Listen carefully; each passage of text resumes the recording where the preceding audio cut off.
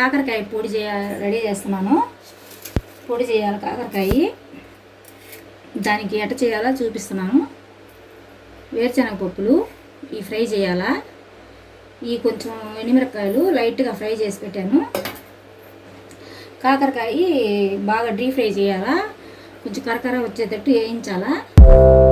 చూపిస్తాను మీకు.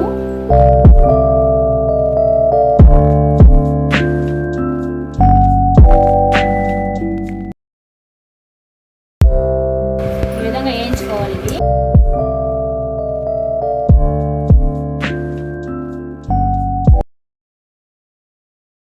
మిక్సీకి వేస్తాను ఇప్పుడు మిరపకాయలు. శనగపప్పు ఇవి ఫ్రై చేసేసి పొట్టు తీసేసి ఇవి కూడా పోసుకోవాలా మిరపకాయల్లో.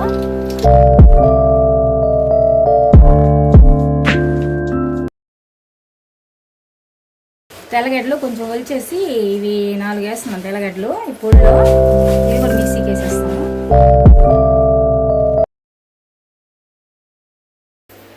చూడండి ఇలా ఫ్రై చేసుకోవాలా కరకర అనేటట్టు.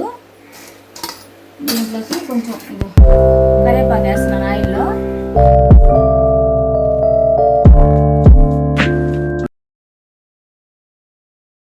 ఫ్రై అయిపోయింది. ఇది కూడా తీసేస్తాము. ఇడ్లీ వేసేస్తాము.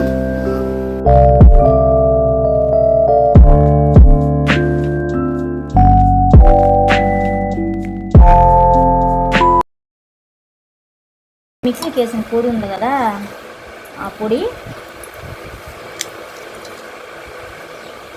దీనికి ఎంత కావాలో మనం కారాన్ని బట్టి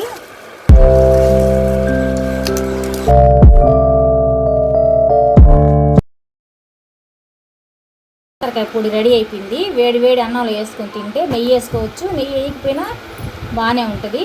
ఒకసారి మీరు కూడా ట్రై చేయండి కాకరకాయ పొడి.